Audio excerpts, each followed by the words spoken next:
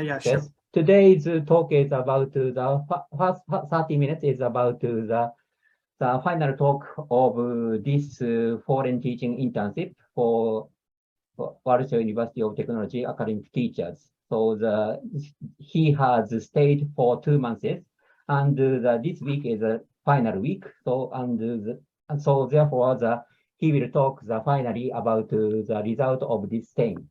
So it's okay. Yes, Professor. Teaching internship, research internship, and also the future plan. Yes, let's start. Yes, thank you. Please. Yeah. Thank you again, everyone. It's nice to meet you again. I think I will just minimize this one. So today I will basically discuss about my agenda. What was the brief introduction of this internship, that what was the purpose of this internship that I visited to Professor Matsumaru's lab, and what I will take back to my own country and my own institute, and how I will implement them to improve the quality of didactic approach or research approach. And then in the next, I will be discussing about that what are the research work apart from the didactic I have performed, and what are the responsibilities I have taken during my stay here, and what are the achievements until now. And then we will be talking about the agreed future work with Professor Matsumaru and what we will be doing in future, and then the acknowledgement. So let's discuss about what is the purpose of this internship program. That means, so today's slide presentation will be more about what was the purpose of the research internship program, and also what are the research I have performed so far.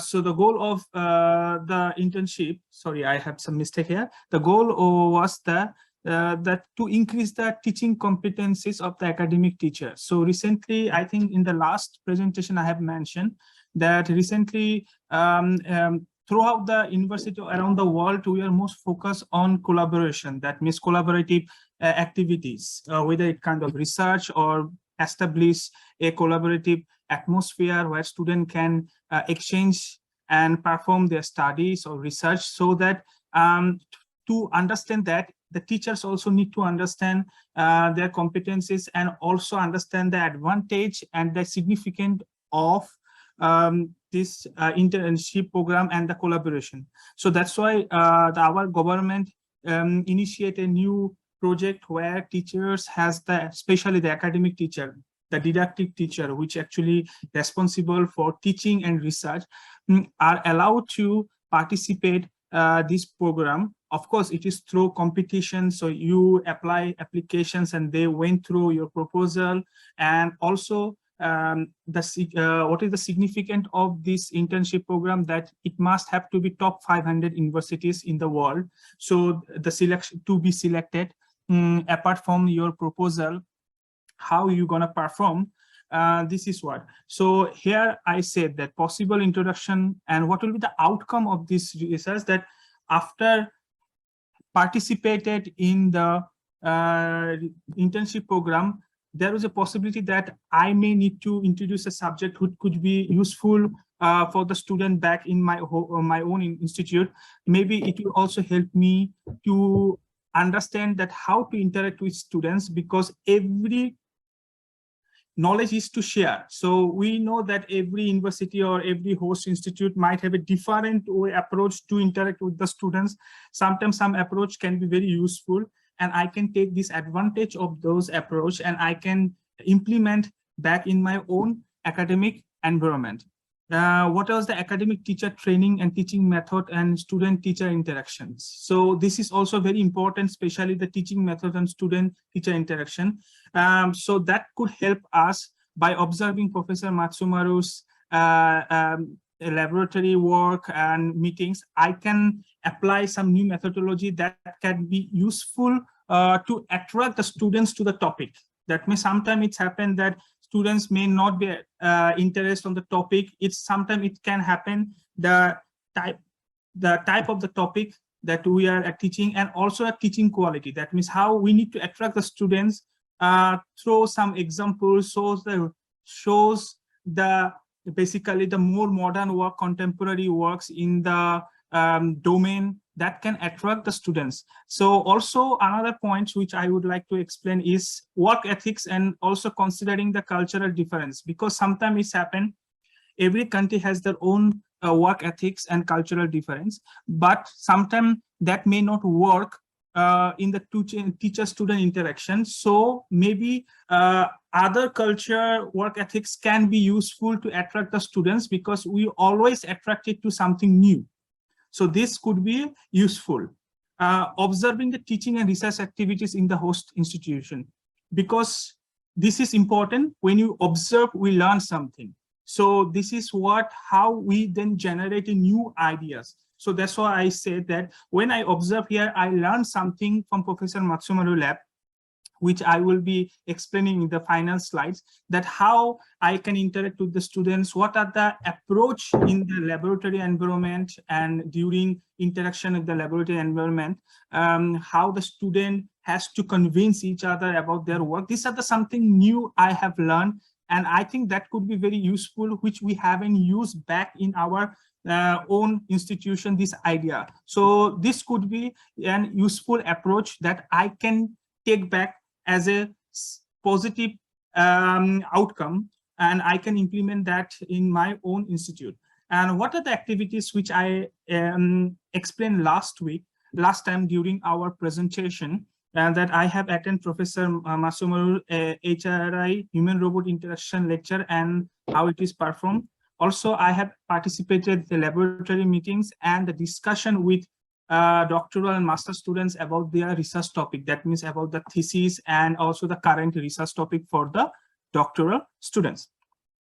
Let's now, this is about the goal of the internship program. What was I want? So this is basically, this part of work basically target the didactic approach. That means the teaching and the approach. Now, what I have done research apart from the didactic approach, though the research, this internship was about didactic approach, that means teaching approach, but I also wanted to continue some research activities, because I found some bright students in Professor Matsumoto's lab, and we share quite common interest and understanding. So I decided to do some research activities with the help of doctoral students. So as I said in the last presentation, during our presentation, that right now I'm collaborating with a doctoral student, Shinhee, and we recorded several activities, and that's several human movement activities. So basically, I have explained that this idea was about to observe human behavior from some particular view. That means from the sagittal view. When I'm talking about sagittal view, it means I'm talking about side view, because the idea about to offer human motion or humanoid robot motion synthesis, observing in some particular view. Because if you're looking about assistive robots or robot helpments, we cannot expect the robot will be always in front of us or behind us in every scenario. For example, in kitchen, when we are performing some activities and you expected a robot helpmates or a assistive robot will support without saying, that by inferring that what the person is needed, by predicting their motion movements, we cannot expect the robot will be placed in front of, because there will be no space, or in the behind, because it will be weird.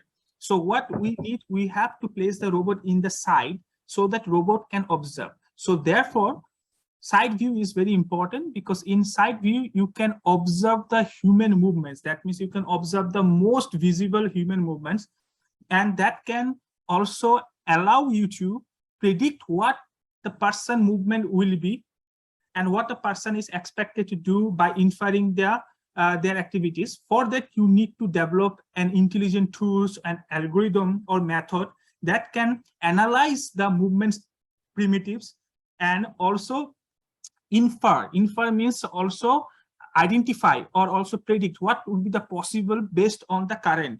And then if the person need help, that the robot or the assistive technologies or tools can offer the help. This is what. So last presentation, I have talked about that we have recorded But what we need after that, what we perform after that, with the help of the doctoral student, we perform the initial pre-process. We wanted to see that how our recorded data works, whether the data has noise or whether the data is good enough that we can process those data, and then in future we can develop an algorithm where we can use those data. So we did some initial pre-processing, and initial pre-processing, and we have produced a stick diagram. So when I'm talking about stick diagram, that means we produce the movement parameters in a 3D dimensional view with a skeleton diagram or the skeleton visualization. And in the next slides, we will talk about and what the advantage and disadvantage we encounter during this pre-process. Third, what we are planning to do. So according to Professor Matsumaru, and we agreed to collaborate on a research activity, which is Professor Matsumaru currently having. And I agreed that I will offer my contribution and my skills or my knowledge experience in the topic supportive function in collaborative work. That means which actually, as I said, helps without saying, which actually support my current work. That means observe the human movement parameters, analyze those parameters, and understand what the person is expected to do and how we can help. That means learning by observation. So this will be help, the solution. So which is I will talk about in the next slides, that what we are planning to do to accomplish this task B. And that last one, what are the research activity? Thanks to Professor Matsumaru, probably I might have an opportunity to participate in a collaborative project between Japan Society of Promotion of Science and Indian Council of Social Science Research. It's the topic which Professor Matsumaru have done a decade ago. It's about that interactive solutions that can help the rehabilitation process. That means to offer the help with the rehabilitation. So this is part, but we are not sure right now, but I'm not sure, but maybe there is a possibilities that. So these are basically the perform research activities and the agreement we have accomplished, or I can say that I have accomplished during my stay. Of course, this research activity is performed in the last 1 month, because first month I was more focused on the deductive approach and to understand how the deductive and the teaching approach are being performed, approaches are being performed in this laboratory, or we can say in this research environment and in the Waseda University. The last time I showed these activities that, as I talk about this, how the record has been done, I think if it will take time or not. Yeah, so last time I have shown that we have performed like several activities, and which include multi-person, which include also single person doing different kind of complex activities, and also repeated actions. So this activities is not like that just only one person doing only 1 or 2 actions. No, this activity includes several actions and sometimes repeated action. So when we recorded data, our next task was to pre-process. So in the next slides, we will be talking about the pre-process, that how we perform this pre-processing. As you can see, these activities, we did the performance of pre-processing, and here we call it stick diagram. As you can see, the basically the skeleton that we have achieved. Although this skeleton, as you can see, there are still some noise. This is the initial pre-processing. That's why I write initial pre-process of the recorded data. Of course, in future, in the coming months, as I agreed with the doctoral student, we will be improve this, basically this pre-process. We will be introduce some new method to reduce the noise, whether it can be for different lighting condition, different occlusions, or different kind of obstacle, because sometimes some joints are not visible. I will show you in some scenario, failed scenario, where it doesn't work, or in case of multi-person. So here is few more as you can see that there are a few more activities. Still, I believe that if you consider at the current situation with the looking at the background, which is very wild, I would say like too much object is there, still our work able to successfully visualize the stick diagrams, that means the skeletons, the 3D in the 3D view. But I believe still it needs more improvement, and we will do the more improvement. Few more activities, we can say that, as you can look at these activities. In like, for example, this activity was much better because it has very less noise. So, but there are some activities which we do have much more noise. Like, for example, this one. If you look at this activity where our fail scenario, it doesn't work, as you can see here. It did not work for both multi-person. So it means that currently what is happening, we are using the available software from the Microsoft Kinect Azure, which basically record the movements of the body, that means the joint points of the skeleton joints. And we still believe the available method is not much, I would say not much highly done, highly improved, that can work for the multi-person. So what we are going to do in future work, that we will try to improve the available Microsoft Azure body tracking algorithm so that it can perform well in multi-person. So that is the reason I wrote it down. And how I will improve this process, I will explain in the next slide. So plan solution to overcome this noise problem for multi-person. So as I said, the current pre-processing stage is based on the data recorded by or data facilitated by the available Microsoft Azure body tracking solution. That means we are first of all record data, then we apply the algorithm which is available. Of course, we did some parameter changing. We did the hyperparameter tuning because this method also based on deep neural networks. So we have to do tuning the parameters, and then we record those points into 3D coordinate or 2D coordinates. But still, we believe the method is not well and not robust enough to perform in the multi-person, or we can say the multi-body. And also it works not well when some of the body part are not visible or covered by the object, or there is some occlusion. So in this scenario, we have to improve this body tracking solutions which is available, and we agreed to that we will improve that solution to remove initially the noise. At least as we showed in the first activities, there was a little bit noise. Of course, there is not much noise. It is still visible the activities, that what kind of activities they are performed.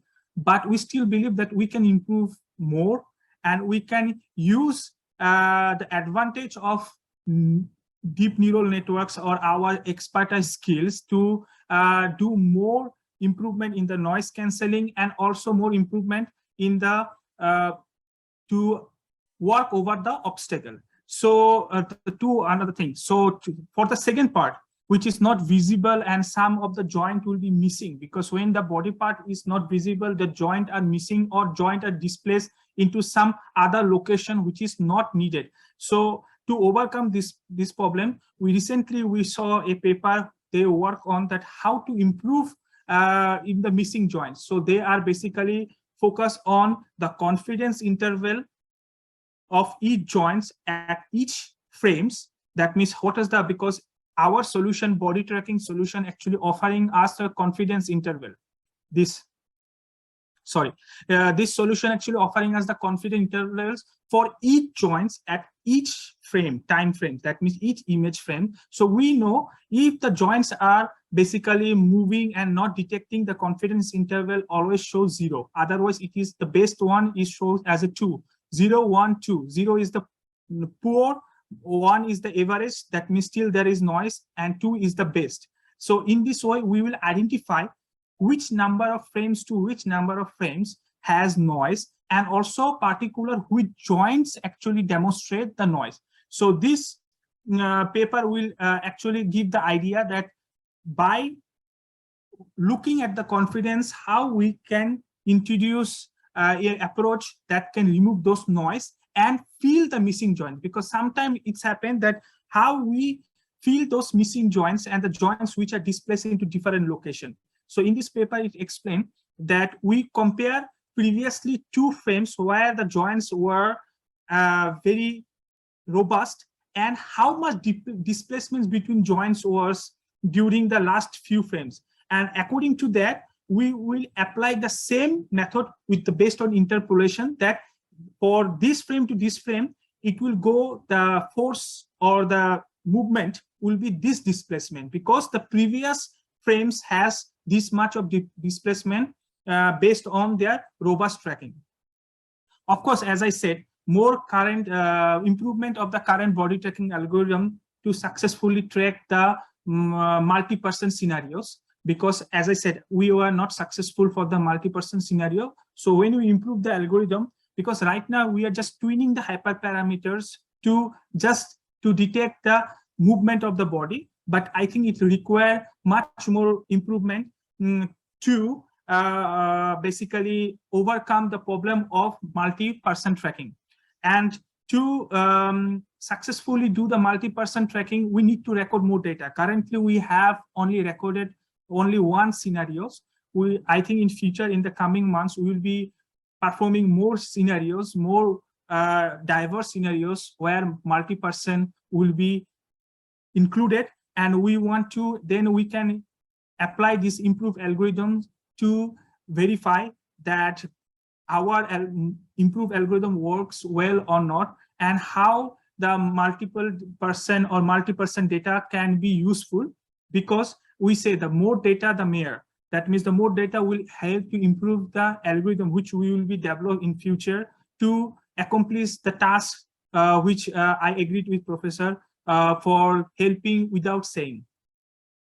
So plan research. So what we are planning. So first of all, as I said, the first task which I agreed with Professor, collaborative work, that means helps with us saying, that means understanding the, that means what, understanding or analyzing the motion primitives. To understand and analyze the motion primitives, as I said, we not only have to process the data, which I am currently doing, and with the help of the doctoral students, we have to remove the noise, then we have to specialize, we have to label those data, that which data belongs to which kind of category, and then we have to create an algorithm or the neural network that can easily classify or infer or analyze those motion primitives, so that once they analyze, they can offer these tools to the robotic toys or robotic manipulator to work alongside with human and by inferring their movements. That means it should not help when the human is not needed or the help is not needed. It should analyze that where the exactly help is needed. Now, we have different kind of neural networks. We have supervised, we have unsupervised neural network. But to accomplish this task, because this task is about help without saying in the collaborative work, that means we need inferring tools. Inferring tools means, which says that means we have to have a model that have the capabilities of predictive attitude.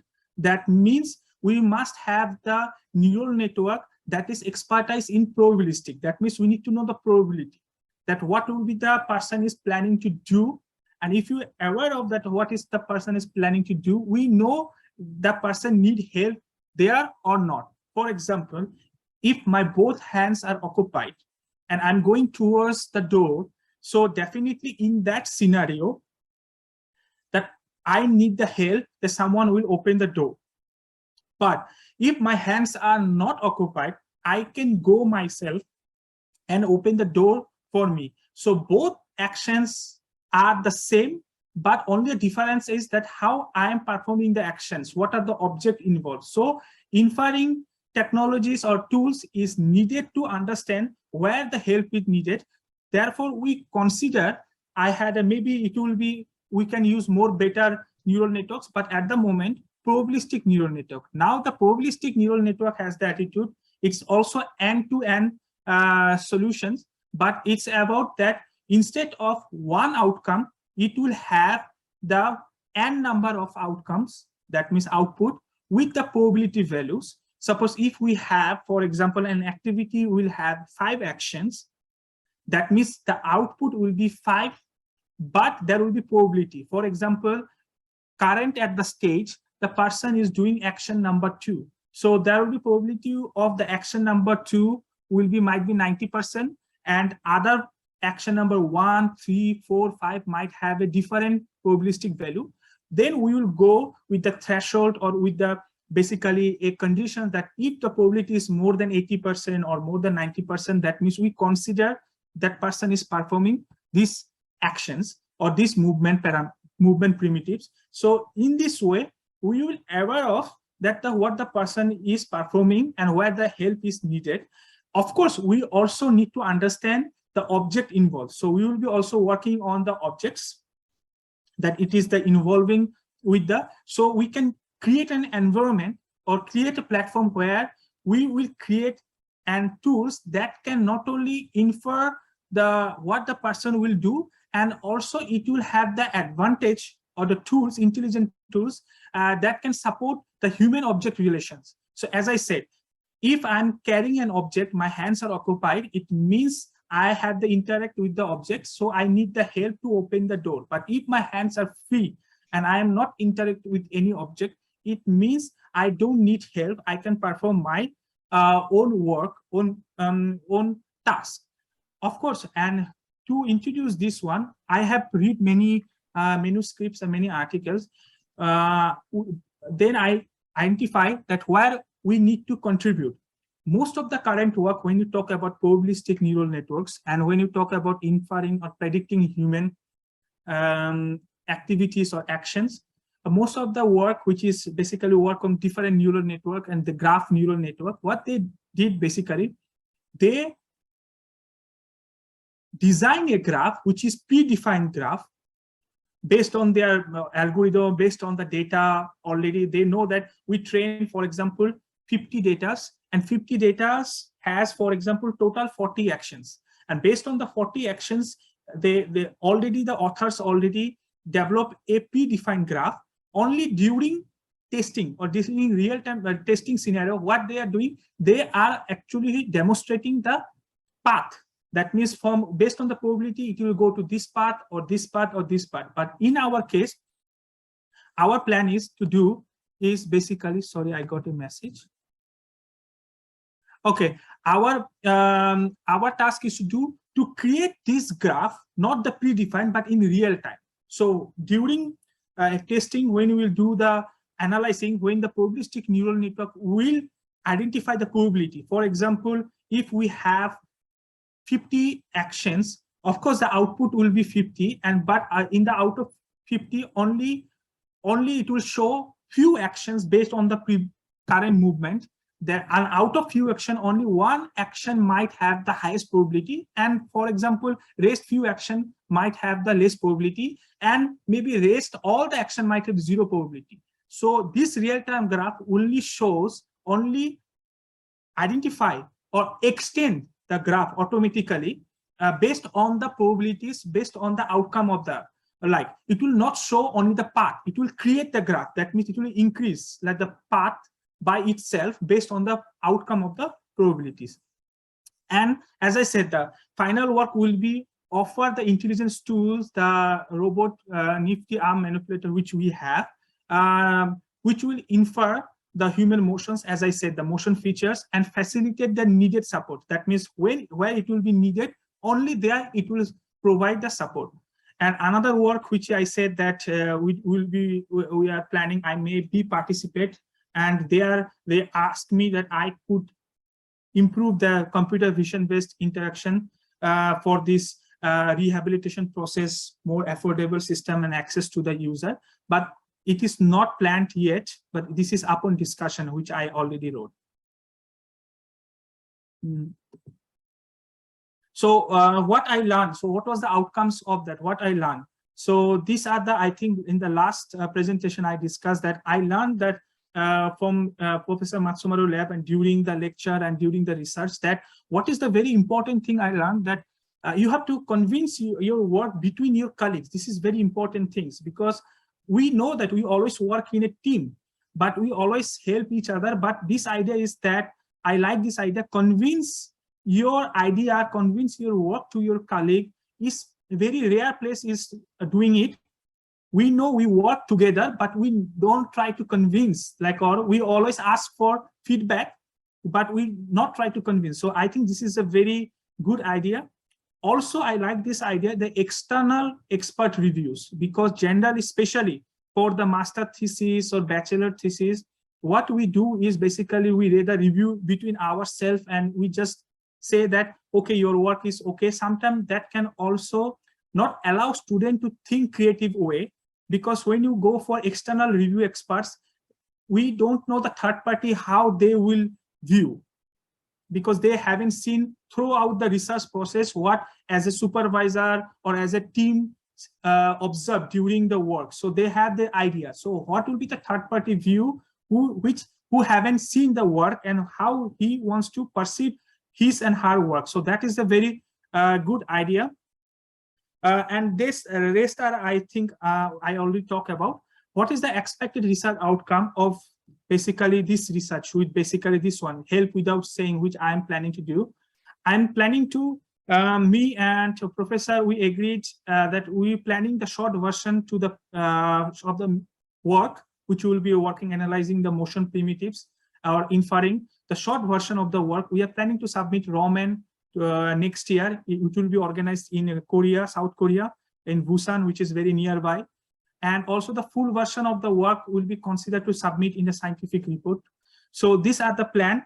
And also a manuscript is planned with one of the doctoral students about robot navigation in IFAC. Welcome. This is one of the very well-known conference. These are the expected research outcomes which I'm planning to do, and which I will continue even after I return back to my my home institute, and I will still continue to work, and so that we can have more collaborative publication, and I will have more opportunities to apply for grants by demonstrating that we have published and we have worked together, and that will help me not only give another opportunity to come here and work more, and also more collaborative research grant. This is so overall, I would like to finish with the with my gratitude to Professor Maru for giving me the opportunities to work at his lab and to interact with the students. And especially, I really want to appreciate the hard work of the students by Hishin, Tu, Shunjua, and Yangjing. They were really hardworking students, and I have witnessed on myself, and they also helped me throughout my stay here more comfortable, and also whenever I need help. And again, I would like to thank you, Professor Matsumaru. Even I was needed some experimental equipments and some stuff, and Professor Matsumaru offered me already even within few days. And so overall, I'd like to thank you, and I have learned a lot. I have learned not only in an academic point of view, in the research point of view also, and I really thoroughly enjoy my stay here by participating in various activities in the lab as well as in the outside.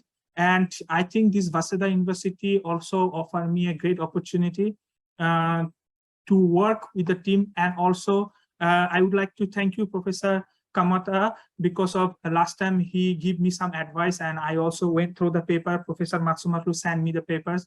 Also, Professor Wu, I have interacted with Professor Wu last time, and we agreed that in future maybe I will have also possibility to interact with some professor from China University and see the possible collaboration, because I want to learn from different environment and different experts and their research, and I would like to it will enhance my skills and my expertise, that how to work in a team, not only just your own place, but team from different areas, expertise, and different environment and different institutes.